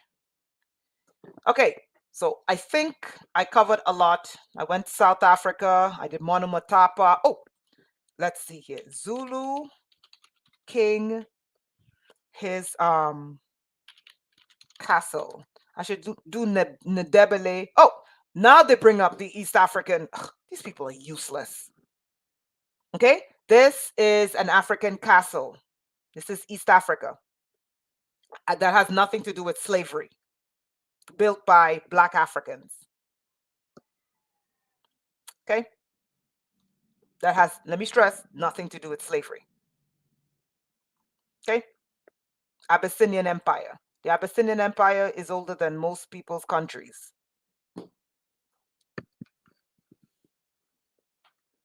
East Africa, nothing to do with slavery. Do these people look low IQ to you? Not to me. Okay. It's not funny. I type in the Zulu castle and now you bring up the Ethiopian Abyssinian castle. Okay.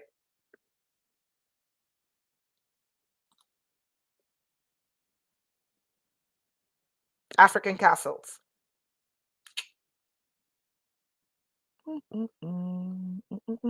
Like I said, anyone who wants to learn, knowledge is at your fingertips. When you want to be, oh, let me just show you the Mosque of Jenny. Now, this is a mosque, but it also is built in the African tradition of castles. You know, when you want to learn, knowledge is always at your fingertips.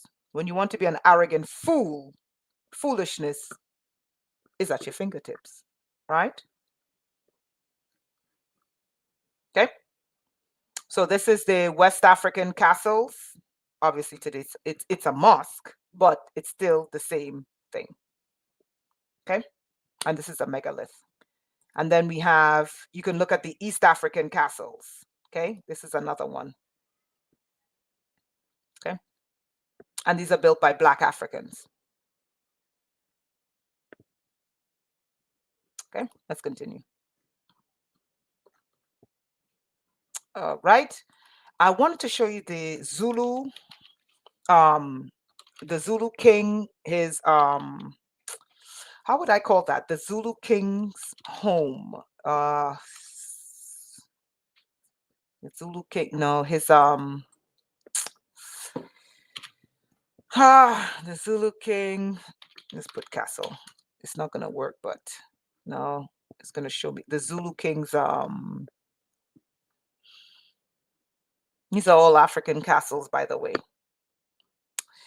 His I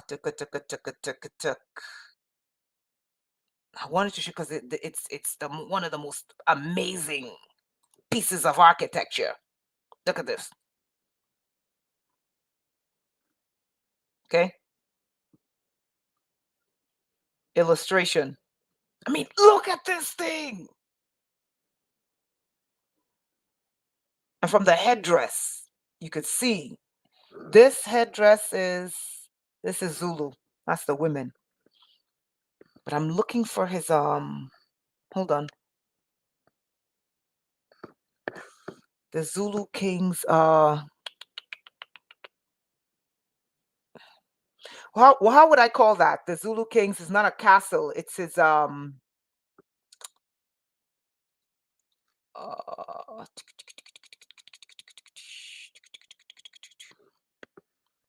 damn.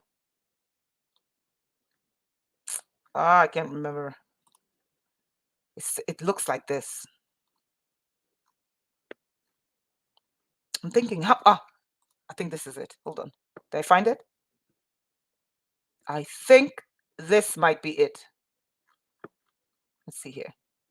No, that's Buganda. That's his tomb. Okay, so this is a Buganda. It's similar to the Zulu. The Zulu is more round, but it's massive. That's why Royal Palace. Thank you.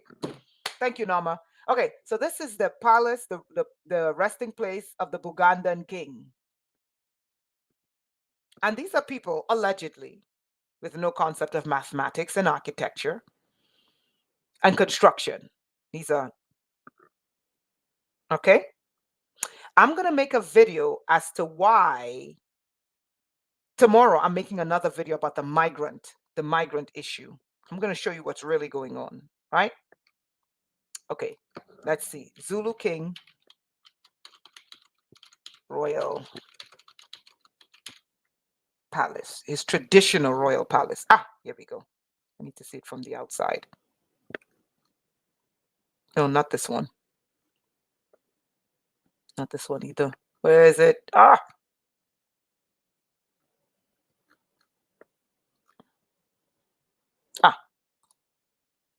Here we go. No, this one looks like no, this is Rwanda. This is the Rwandan King's Palace. No, I'm looking for the Zulu. It's spectacular. I hope they didn't take it down. This is the Abomi. Oh, incredible. Anyway, you guys could go look that up. I thought that was fascinating. Did anyone else find this intriguing, fascinating? I wanted to also show you guys some megaliths, but I think we covered enough today. Let's go to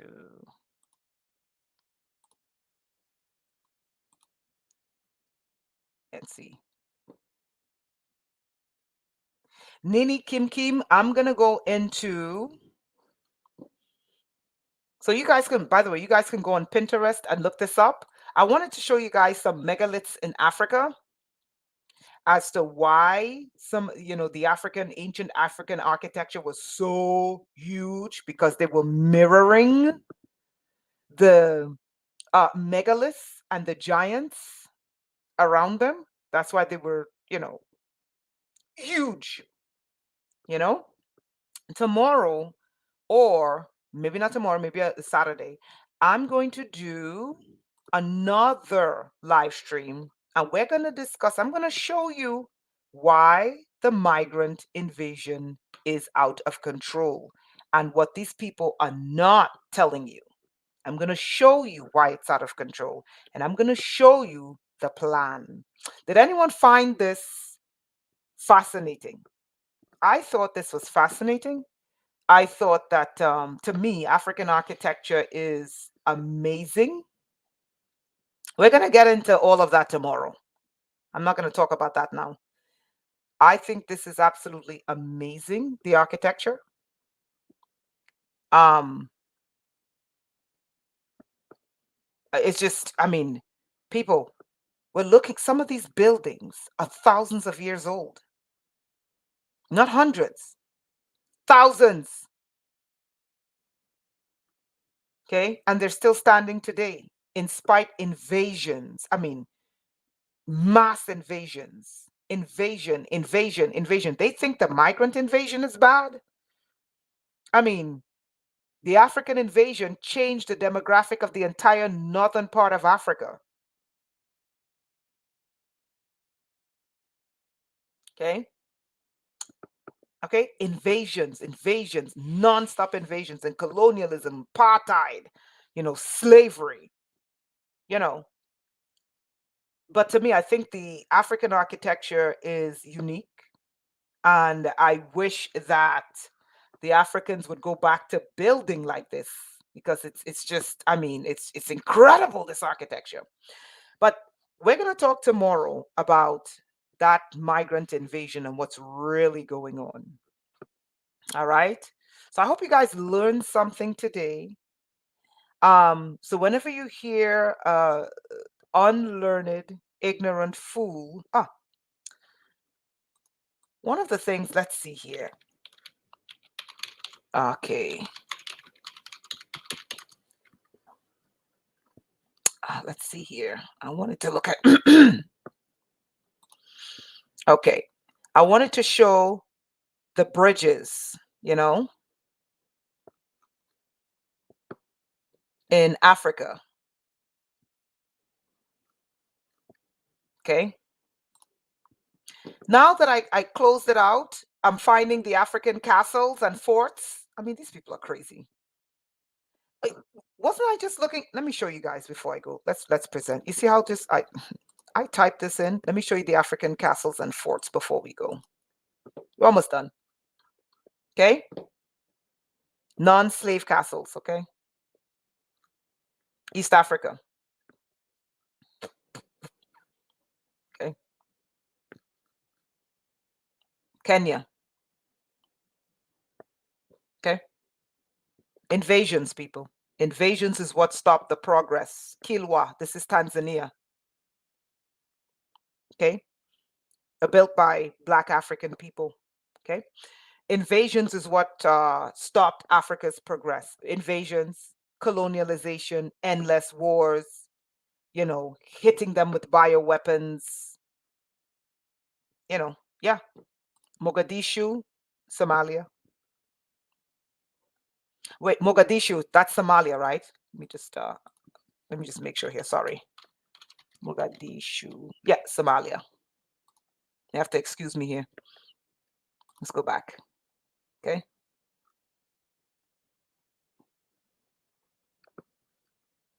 Okay. Invasions, people. Look at this one.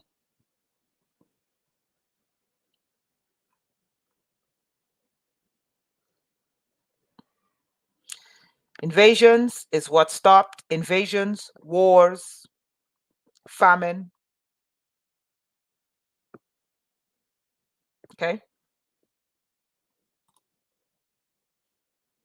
You see the domes at the top? Wars.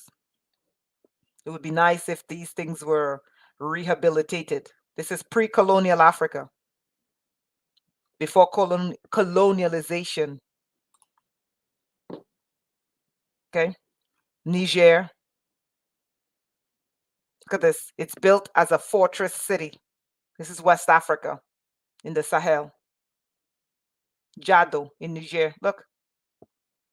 People would look at this and think, minus the trees, they would think this is Europe. It looks like a fortress. No, this is Africa. Black African architecture. And wars left it in ruin. Non-stop wars. Kilwa, this is Swahili. This is a slave fort, so we're not going to go there. Nope.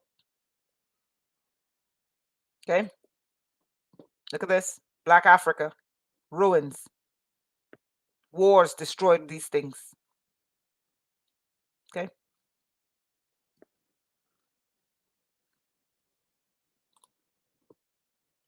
Look at this. Okay.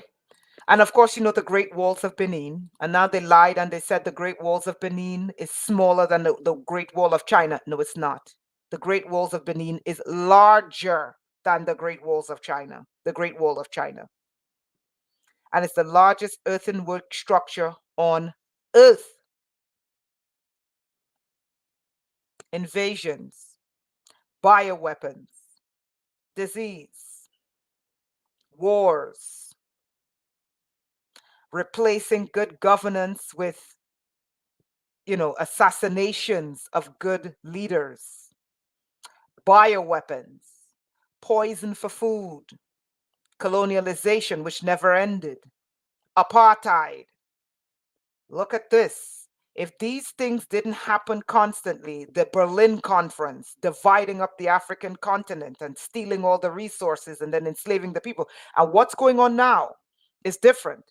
It's a combination of governments and corporations and NGOs, and then aid that never gets to the people for development, because research shows that 80% of the aid never goes to the country. So if these things did not hit that continent, where would they be if you're looking at this trajectory? They would be way more advanced. Okay? So let's look at the Great Wall of Benin. And let's make something clear. The Great Wall of Benin is bigger than the Great Wall of China. It is bigger. There is no question about it. The Great Wall of Benin. This was a depiction by the Portuguese who drew the Great Walls of Benin. Okay. Pre-colonial Africa.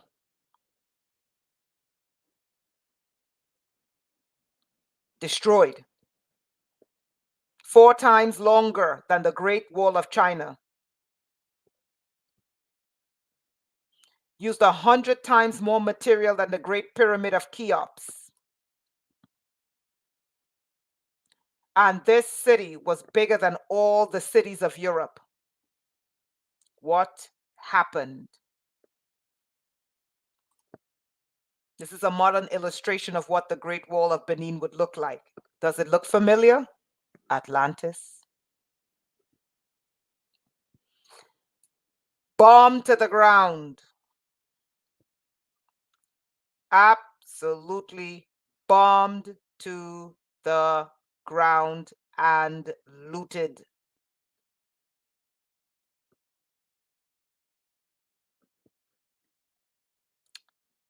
Bombed to the ground and looted.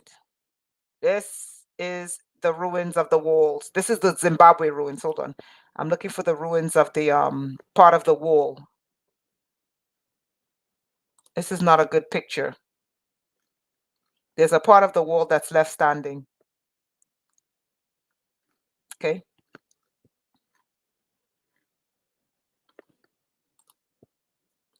Bombed to the ground and looted. The Benin king, the Oba of Benin. Okay. Yep. And it hasn't stopped. And it hasn't stopped. The bombings and the mineral theft hasn't stopped. So we'll discuss that tomorrow, because it's important that we tell the truth about where these migrants are coming from. All right? We'll talk about that tomorrow. Yes, absolutely. Absolutely. The church is responsible for a lot of stuff. A lot of stuff being destroyed. There's a part of the wall that's still standing, you know, but unfortunately the picture is not here. Oh well. All right, I think I showed you guys enough. All right, guys, so tomorrow we might do another one of part 2. We're going to go into the migrant crisis, and I'm going to show you some things. There's a plan, all right. There's a plan. All right, guys. So, guys, love you guys. And I hope to see you guys tomorrow. We're going to do another live stream tomorrow on this migrant crisis. So, and I also hope to see you guys on the 26th. We're going to be changing some things in the atmosphere because, I'm not accepting all this madness. No way. Chaos, madness, and craziness. So, guys, this was to educate people and to unlearn some foolishness that people learned. Okay. And I thought this was really, really, really fascinating. So you guys can go to Pinterest. I mean, there's way more, but it's already 2 hours. Okay. So love you guys. Stay educated and let the fools keep talking foolishness. Have a wonderful evening, guys. Bye.